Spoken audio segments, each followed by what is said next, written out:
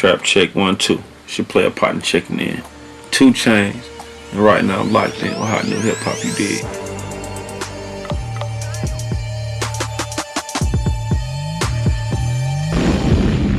So I wanted to start back in the day. So basically, I watched like a whole bunch of interviews that you did leading up to this, and like on the Drink Champs podcast, you were talking about how like you owned a studio, but you're using it more as a trap than you were using it like for the studio productions, and then you like kind of, it was like a turning point. Like you realized like I have this studio, like why don't I use it to actually rap?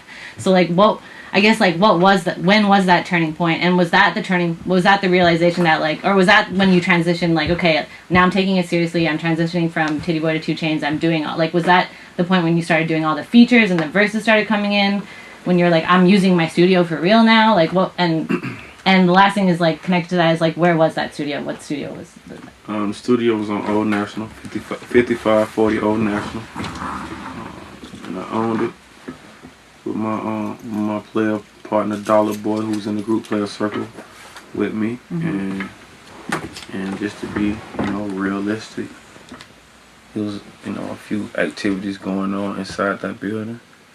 You could just use your imagination when it comes to that, but it was a functional studio in there that was not getting used every day. And what happened was I went on tour with Wayne, and he was like Lil Wayne, like 07, 08. Okay. He was like, you know what I mean? And he was already a millionaire.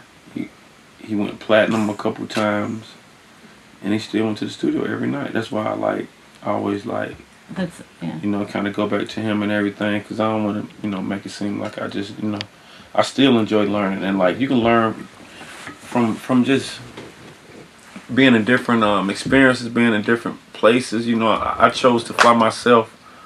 Cause the night of his first tour started in Miami, and he said that he did my verse to Duffel Bag Boys. He was like, "Well, you better come out here, or I'm gonna have to do this verse every night." And I said, "Oh hell no!" Nah. And then I was able to, observe work habits from somebody who was successful, basically, and I just picked up on it. And I said, "This must be the key." That's actually something I wanted to ask you. Like, what kind of learner are you? So, like, are you, like, you just...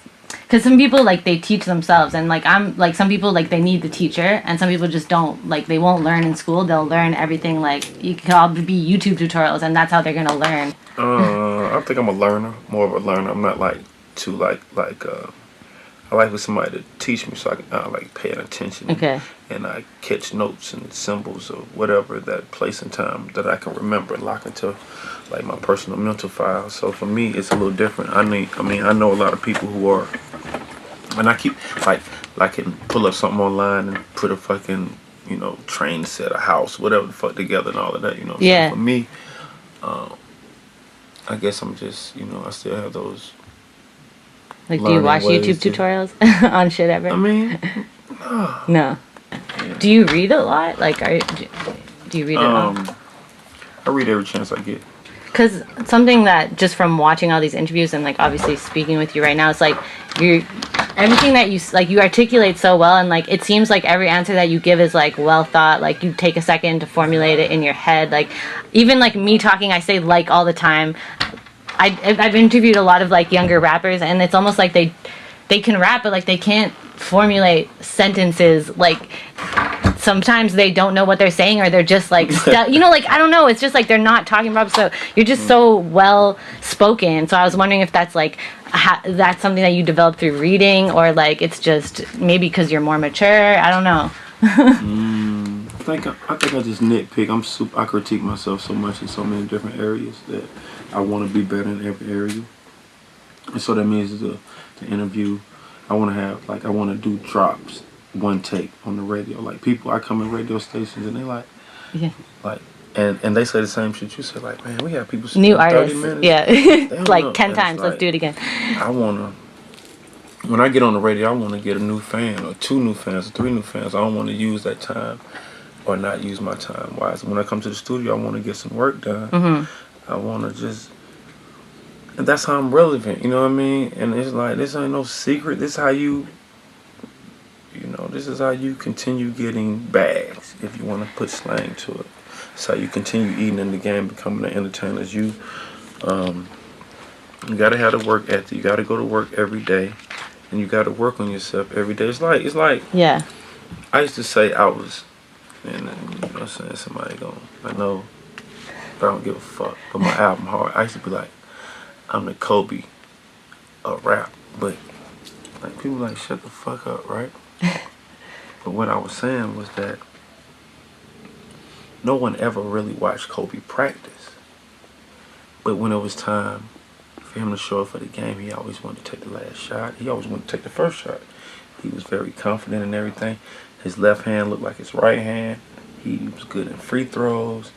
Like at some point in time, he had to practice on this stuff, right? And practice is like hours worth of like time put into doing something. That's what I've done with my craft. That's why I can make all this seem so effortless. Yeah. Because I have practiced behind the scenes. I hadn't set up a video camera and let people look at my process of my practice process. I just know I worked on myself. I worked on me being an iller MC, having a better delivery, even becoming more melodic without taking myself out of my comfort zone. I've worked on. It's just like a person, like a basketball player working on their left hand or their off hand. And that's an analogy I like to use because I have a wicked ass jump shot. I mean, that's like, okay, so are you familiar with the book The Four Agreements? Of course. Okay, so that was something I wanted to ask you about because there was like a brand new interview, like it was literally just upload, like it was with Bootleg Kev, where you said like for this album that you changed your attitude towards life. So I wasn't, or you changed, I think that's what you said, something like that. So I was wondering like if your attitude changed, like how it changed, and if there were four agreements that you live by, like what would they be? I never thought about this stuff. I guess having being comfortable with oneself would be number one. Like looking in the mirror. That's a good one. Like I got a fucking scar, fucking chip, fucking, you know, whatever that we cannot like control. Some of the stuff that even though it's like off a little bit, people have enough money that they can try to add little things. But I'm talking about like past the surface. Like look in the eye, be like, okay, this is the type of person I'm just like, you know, this is me. Swallow that reality pill, like look in the mirror, then boom. That's the first thing I would do.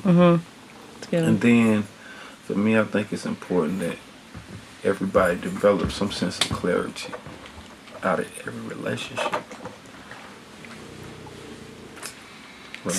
Whatever the relationship, whatever ends with a ship, like fucking friendship, working together. Clarity in like what you are getting from each other. Yeah. Like if everybody had that shit, it'd be like nobody had their car keyed up. Yeah. Nobody have a busted window tires, but nobody get like hurt out of passion. Yeah.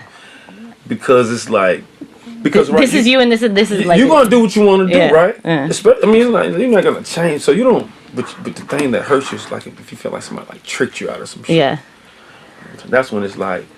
Yeah. No, that's a really revenge. Good one. I can't. You know what I'm saying? Boom. But if everything is super like clear and like there's transparent, this is what's going on. People can call you crazy. Well, the fuck it is, but this is just your way. This is and you want in every relationship you had. If you was the nucleus of it, and you had like, you know, this is your relationship with your landlord or your fucking roommate or whatever the fucking your mom or whatever. But if it was just clarity between them lines, like this is what it is. This is what I accept. This is what we do. This is the relationship we have. Boom. This is whatever. You're my side chick. Know that you're my side chick. Whatever. You know what I'm saying? Play your role almost like play your position. Or not even side chick. Let's just be more mature. Like you're, you know what I mean. You're not. You know, we're this. It's not. We're not a peer. We're business. Or vice versa. You know what I mean? It's just like, you know, you can have it on a real low grade, or you can just have it. You know what I mean? I think that could be two. I guess three. Just trying to. I guess work on yourself, kind of like trying to like water your own personal seed. Try to grow. If people like, I mean, you ain't got to try to be like, you know, people lazy. They don't want to like learn anything else. But if you would just like eat better. Just nourish yourself. Small ass shit. Yeah. Eat better. You might not want to go to the gym. If you go to the gym, that's a plus. Or read a book. If you don't want to read a book, they got them audio books. Listen to audio books. Even like a podcast, like that. Just do something different that you've been doing the last 10 to 15 to 20 years. Try something different. I think that's a good one. I feel like you can connect with a lot of audiences. Like, you connect with a lot of audiences in a way that, like, like Migos, for example, like, they connect with the youth. They, like, everyone, like, can connect with the youth is connecting with Migos and the dab or whatever, but they don't necessarily connect with 40-year-old women or, like, my mom or whatever it is. Mm-hmm. Whereas, like, you're able to connect with, like, everyone. And I feel like it's like you understand people really well. Like, would you say that like you're good at reading people, or even just, I don't know, like I just feel like what's the reason that you feel like you can, do you feel like you connect with all these different audiences in a way that like other rap stars might not? And why would that be? Probably the transparency. Yeah. Yeah, just like what you see is what you get. Like, do you see yourself like rapping forever? I got some artists in here that's gonna help me out. I'm on some, I'm thinking of different ways to diverse. Would you ever like host a podcast? Like, I feel like, I don't know, I just feel like you could be a good podcast host down the line. Who knows what God got in plan for me, man. I'm gonna have my foot in the game some kind of way. I'm not gonna try to force anything though. Okay. That's important. Yeah. Okay, so circling back to like this album, I feel like the hype that's been surrounding you like lately, and this album especially, like it reminds me of like the hype that was surrounding you when you dropped your debut. Does it feel like the same to you, or yeah? Like what? You. Yeah. What's your name again? Rose. I remember that. Yeah. You're good at what you do. Thank you. That's really nice. That's definitely the feeling that I have. Yeah. Like, not even like it just feel like I feel like you're. And it's funny because I still feel like if it's like that, it's almost like you still feel like you have something to prove when you obviously have nothing. Like, you don't have to prove, like. Oh no. I do. But at the same time you don't, I because do. No. Yeah. I do. So that's why, like, I feel like that's why you can constantly put out like great music, because you never lose that hunger. Whereas like some rappers that are getting, you definitely like. They don't know. They don't get it. Somebody has amnesia. I'm not sure what's going on in the world. And that's really not, but no. So you still feel like you have something to prove? I must remind them. Yeah. No. And yes, every day. Every day is something new to make me better. Yeah. In all kind of categories. And I put little rappers in my head when I'm fucking doing shit. That's good. And I knock their head off. Like, while you're like during the day, you'll like think of shit and then just like keep it in the back of your mind, because you don't write. Target practice. Right, I definitely don't write. Yeah. Yeah. But you were saying in like another recent interview that you wrote a movie, so like you'll write other shit, but you just won't write your lyrics down. Well, with the movie, I ain't even write the movie. Okay, how did you? How did that get to paper? Like, how did like? And then I think that's what fucked up the first couple meetings, because I was telling the people the story and they wasn't writing it down. Oh. And I'm like, you want to write? They're like, nah, so like you're like almost like. Yeah, I'm like, so I'm about to tell someone you. needs to transcribe this shit. And I'm like, I'm about to tell you. I'm about to tell you. I'm sitting down with real writers, like, you know what I'm saying? I've already. So I'm like, I'm about to tell you the movie, and. That's crazy. You must have so much shit in your head. I had one too. Like, so I'm ready. Boom. So I get to tell him, and so I can see him like thinking, man, I should have, at least wrote something down. Then I had another dude record it, which I was gonna say you should. And then start, because I told him, I said, listen, bro, because it's like something that like they're both things that I wrote about are so real and true to me that it's not like something I gotta like be like, what happens next? Okay, it really like comes. These are stories that have been pieced together. So there's more than one. Well, I wrote a story that I'm not in. Okay. And then I wrote a story that I'm in, and then I thought the one that I wasn't in was like the sure one. Yeah. So I pitched it. Can I tell them shit? Yeah. So I pitched it to Lion Gates. Okay. I pitched it to Lion Gates. I was like, okay, so the one that you're not in. Both of them. Oh, okay. So I'm like, boom. So I'm telling them. So this is, I got this one movie. But boom. I'm like, okay, cool. Well, tell us about those. I'm like, this other one is like about, and then we left, and like, I was like 4 o'clock, at like 6 o'clock they called, and they was like, we like this one. And now we just been trying to put the pieces together, which I'm very excited about. So that's gonna. I don't want to give too much of the information away. Okay. So I mean, also like, obviously like this album has been coming for a while, and you dropped like so many EPs. Well, I'm sorry to cut you off. What the name of the movie is called? Apartments. That's what it's Apartments. called. Oh, yeah. No, A. Oh, Apartments. Okay, I have heard you speak about that actually. Yeah. I can't remember where, but yeah. Okay. So that's the name of it. Okay. I'm not ashamed. Can't nobody.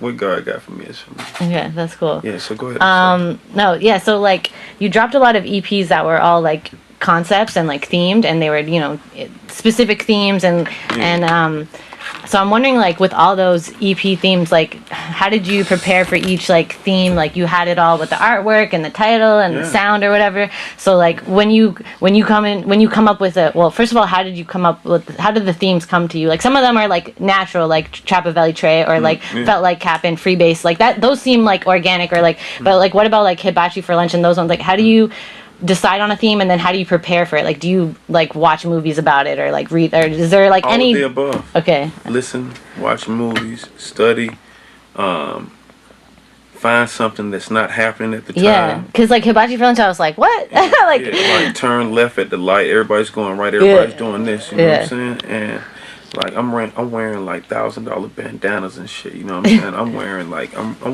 like designer kimonos. I'm putting fashion and music together, and it's entertaining, you know what I'm saying? And it has to be entertaining to like I try to be a fan sometimes. Like, it's so much stuff that a fan gets. Like, what keeps you entertained? So for me, it's like, and then it's important to rebrand. I think it's important to rebrand every so often. That's why that's all about Jay-Z the growth got and the 100 names, and everybody it's about the growth too, and it's like a timeline. It's like, it's Tity boy. I was fucking with you then. That's true. Yeah. It's like 2 Chainz. Like hell, we've killed us. Chapo Jr. Yeah, I was gonna say, like, do you see? It's like Daniel's son. You know what I mean? It's like. It's like a and now it's a Drench God, or is that? Yeah, it's the Drench God. Okay, that's what I was gonna say. Like, I hear that a lot from you lately, so I feel like that's the new alias. Something like that. Yeah. Okay, so when I was like talking with Tech before this, like he said, well, he called Trapavelli 2 The Residue your best body of work, and that he thinks Pretty Girls Like Trap Music tops it. So I wanted to know if you feel the same, or like, what do you think about that? And like, was Trapavelli 2 The Residue a significant, like, it's super significant to Tech. Like, it sounds like, that was an important project for him and for your guys' relationship. You was on it or something? You did it? Bigger did it. Oh, Bigger did, yeah. Yeah, Bigger did it, but like he was just saying that was his favorite. Like now this new album tops it. That was out on Drummer Boys. That was out on Drummer Boys. Was it so? Like, what do you think of that? Was it that significant to you too, or? You know what?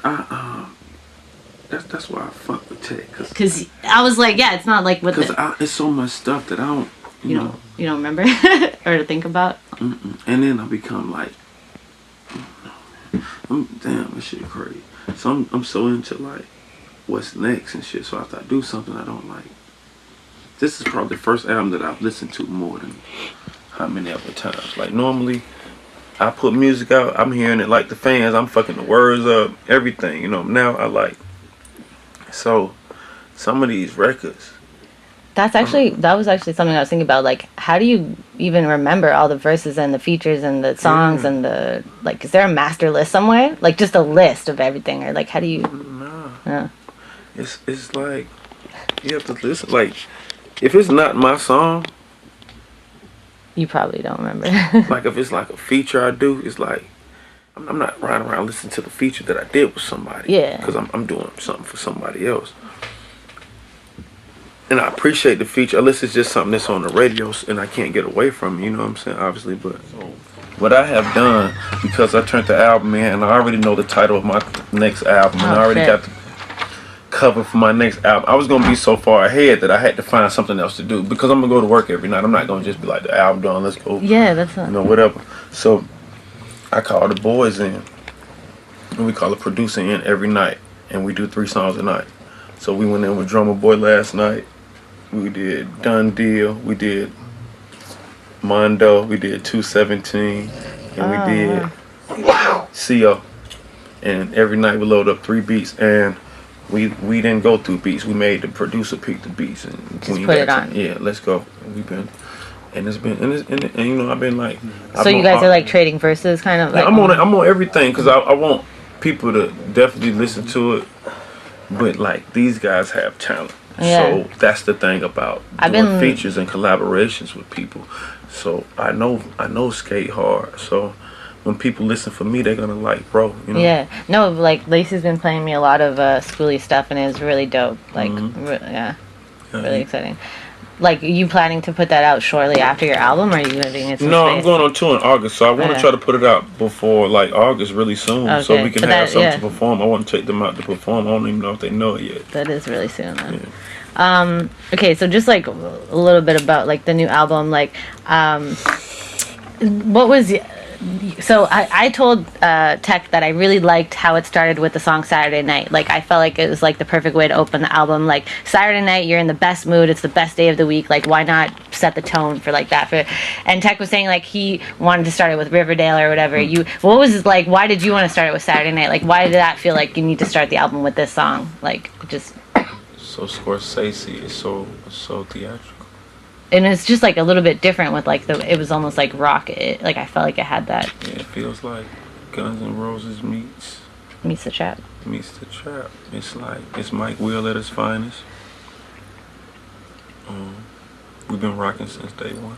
Yeah. We got our first plaques together, so it just felt like to me, you know, like, and we go back and forth, and sometimes he's right and sometimes I'm right, obviously, but Saturday Night definitely should be the introduction, because let me tell you, like, when I did that song, I channeled myself back to being like in the trap and really saying, and Goat was in the trap with me, and we saying stuff like, we gonna go out tonight, like, we ain't going out every night, but we gonna go out tonight.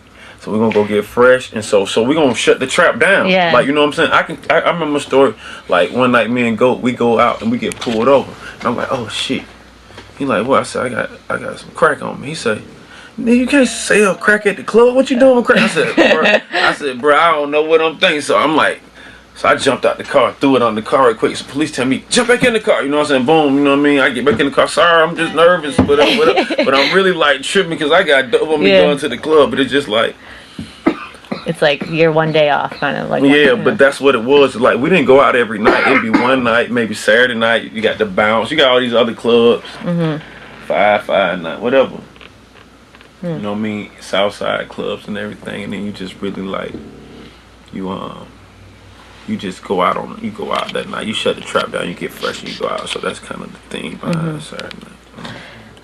Okay, and then this just happens to be that my next question is also about the next song. But like for someone that's like never been to Atlanta, I don't like doesn't know Atlanta. What is Riverdale Road? Like, where is it? Riverdale Road is basically the same street that the airport is on. Oh.